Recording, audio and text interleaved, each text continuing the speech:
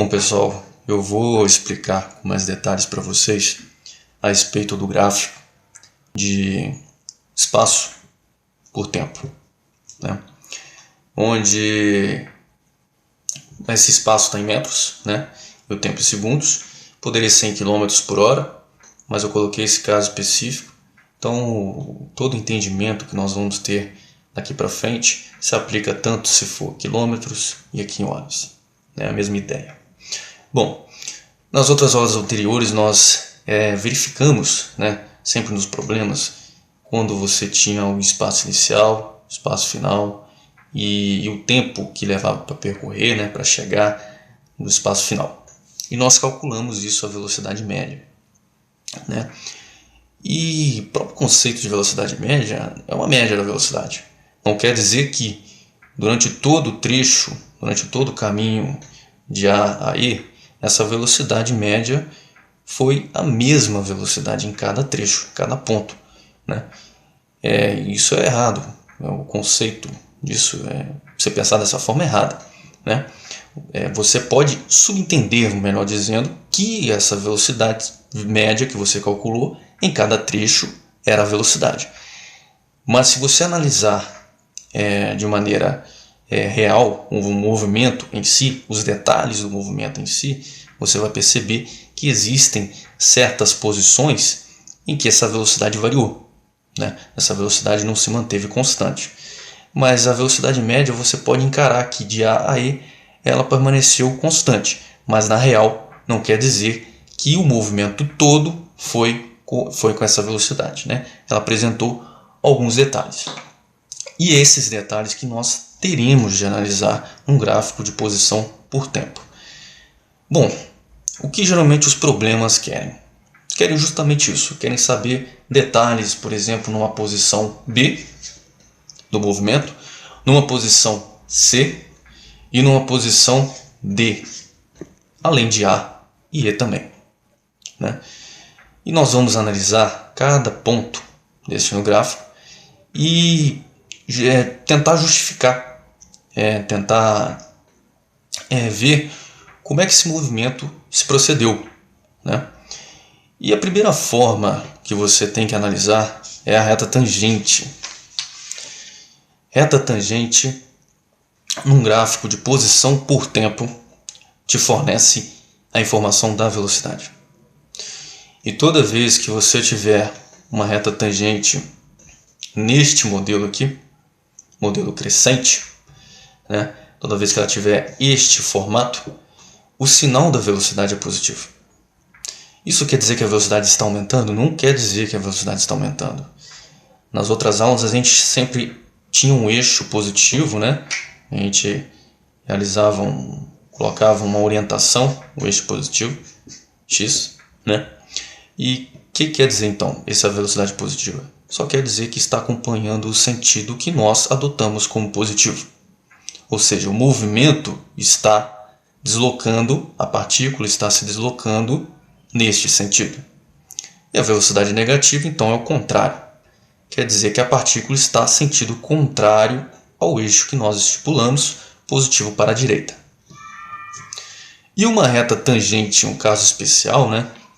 Uma reta tangente na horizontal, ela te fornece o valor da velocidade, não te fornece o sinal, né? Só existe o positivo e negativo. Então, o que resta é o nulo. Neste caso, é o caso em que a partícula se encontra parada. Ela parou. Então, toda vez que você tiver uma velocidade zero, a partícula ela parou, né, no movimento. Então, vamos analisar isso com mais detalhes, né, no gráfico. Vamos aplicar esse conceito da reta tangente que determina a velocidade. Primeiramente, no ponto A. Traçando a reta tangente no ponto A, tocando somente o ponto A, a reta tangente, nós temos este modelo, né, de reta tangente. O que isso quer dizer? Bem, ela é comparável à reta tangente crescente.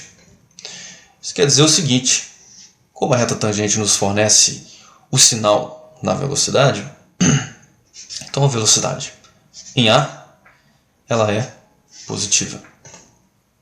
ou seja, ela acompanha o sentido do eixo x para a direita. Então essa partícula se movimenta no mesmo sentido do eixo. Só isso. Ponto B, aplicando o mesmo conceito de reta tangente, tocando somente o ponto B, nós temos o seguinte modelo. Tocando somente o ponto B, ela tem mais ou menos esta cara, né? Este modelo. Ela também é crescente. Essa reta, no ponto B, essa reta tangente também é crescente. Tocando somente o ponto B, então a reta tangente fornece o valor, o sentido, né, da velocidade. Então a velocidade no ponto B positiva. Em C vai cair um caso especial, ou seja, tocando somente o ponto C, essa reta tangente, ela fica na horizontal. E essa reta na horizontal, essa reta tangente, nos fornece a velocidade. Então a reta tangente, velocidade em C, 0. Então você sabe já que a partícula, o automóvel, qualquer coisa que tiver um problema desse, ela parou em C, né? Em D, a reta tangente, tocando somente ponto D, ela tem este formato, mais ou menos este formato aqui. Uma reta quase na vertical, né? Na verdade, quase na vertical, mas ela está decrescente, né? Se for analisar bem, ela está decrescente.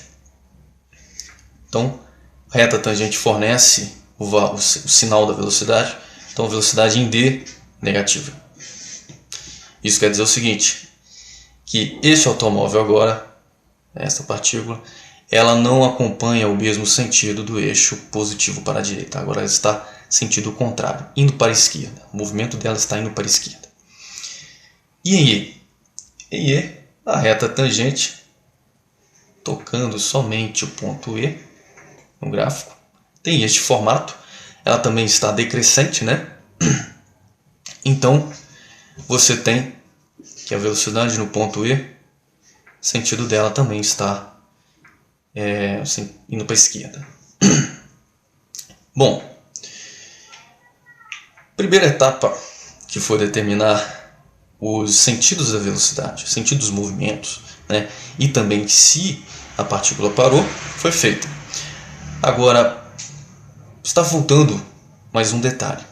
E esse detalhe é essencial para nós compreendermos se o movimento está retardado ou acelerado. E qual é o fator que está faltando analisar? É a aceleração. Então, você analisando só a velocidade para compreender se o movimento é acelerado ou desacelerado é errado. Você precisa analisar duas coisas. Você precisa analisar a velocidade em A e a aceleração em A. Velocidade em B, aceleração em B. E assim sucessivamente. Então, como é que você vai determinar a aceleração num gráfico de posição por tempo? Você determina analisando a concavidade. Concavidade determina a aceleração. Mas determina o que? O valor? Não. Determina o sinal. Então, você lembra da matemática? Concavidade neste formato, a crescente, né? Positiva. Então a aceleração acompanha esse sinal. Concavidade decrescente, né? Negativa, a aceleração acompanha também este valor. E um caso especial. O caso especial é o chamado ponto de inflexão no gráfico. Ponto de inflexão, o que é isso? Ponto de inflexão é sempre uma região do gráfico em que você há a transição de concavidades. Você passando de uma concavidade positiva para negativa ou, ao contrário, negativa para positiva. Então, essa região do gráfico em que não há a concavidade clara, então, quando não há essa concavidade clara, ali é uma região de ponto de inflexão. Nós vamos entender melhor isso analisando o gráfico. Mas é sempre uma região de transição de concavidades. Bem, identificando o ponto de inflexão no gráfico, aceleração nula. Isso Quer dizer que o carro está parado? Não. Somente você analisa quando o carro parou, quando você não tem velocidade, né? Agora, quando você não tem aceleração, a forma que você tem como analisar isso, seguinte ideia: a aceleração é a variação da velocidade por tempo. Então, é o quanto a velocidade varia num determinado tempo, né? Se a velocidade não varia, se a aceleração é zero, então quer dizer que aquele carro está numa velocidade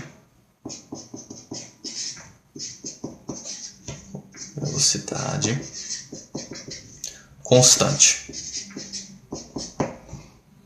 Simples, né? Se a aceleração é zero, então quer dizer que a velocidade não varia com o tempo, então a velocidade vai permanecer constante. É errado pensar que a aceleração zero, o carro está parado. Não é isso. Somente analisa quando o carro está parado ou a partícula, quando a sua velocidade é zero. Aceleração zero quer dizer que a velocidade não vai variar, a velocidade vai permanecer constante ao longo de todo o movimento. É como se o carro tivesse 20 metros por segundo, 20 metros por segundo, em 1 hora, em 2 horas, 1 segundo, 2 segundos, 3 segundos, ele não vai variar a sua velocidade mais. Bom, analisando então, se eu sei que a concavidade me fornece a aceleração, então eu vou analisar essa concavidade no gráfico. E é bem simples, né? Bom, concavidade no ponto A. Se você parar para analisar essa região em torno do ponto A, o ponto A ele se encontra numa concavidade crescente. Então você logo conclui que a aceleração em A tem o mesmo sinal da velocidade. Aceleração em B, concavidade. Não está muito claro, né? Concavidade em B. Como é que você vai definir? Bem, pode ser um ponto de inflexão. Não está muito claro. Como é que eu vou determinar se é um ponto de inflexão sim ou não? Vamos analisar a concavidade em C. Em C a concavidade ela é negativa. Anterior ao ponto B, a concavidade é positiva. Opa, positivo, concavidade positiva, passou por B, concavidade em C negativa. Houve uma transição de concavidades. Então o ponto B é um ponto de inflexão. Isso quer dizer que a aceleração em B é igual a zero. Em C, C pertence a uma região em que a concavidade ela é negativa. Então, a aceleração em C, sinal negativo. Em D, você ficou em dúvida, não tem uma região muito clara de concavidades. Analisa o ponto anterior, você sabe que é uma concavidade negativa. Ponto posterior ao E é uma concavidade positiva, né? O E pertence a uma região de concavidade positiva. Então, negativo transitou para o positivo. Ponto D é o ponto de inflexão. Então, a aceleração em D, vou colocar aqui, a aceleração no ponto D é igual a zero.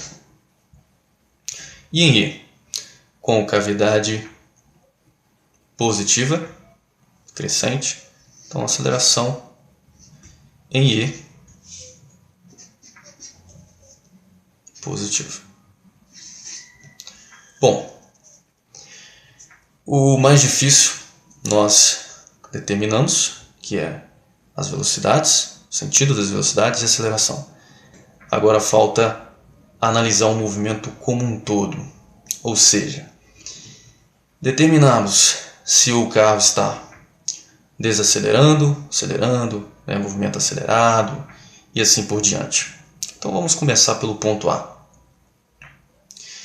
Antes disso, para você julgar isso, se o movimento é acelerado ou não, você vai verificar a seguinte associação. Como é que você vai analisar isso? Bem, toda vez que você tiver movimentos acelerados, aceleração positiva, velocidade positiva, aceleração negativa, velocidade negativa. ou seja, ambas com sinais iguais. Se ambas estiverem com sinais iguais, correspondentes, o movimento é acelerado. Ou seja, a velocidade e a aceleração no mesmo sentido, né? Agora, se você tiver essa situação, velocidade positiva e aceleração negativa, ou aceleração positiva e velocidade negativa, você entra no movimento retardado.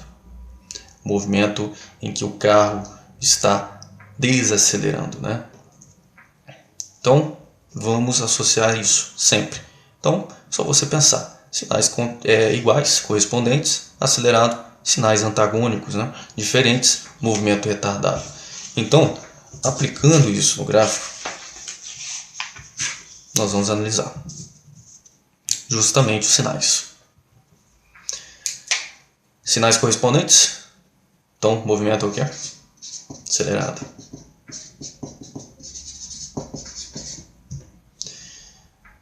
Este aqui não são sinais, né? Vamos deixar para depois. Estes dois casos também não são sinais, deixamos para depois. Este é um outro caso em que os sinais também não são iguais, deixamos para depois julgar.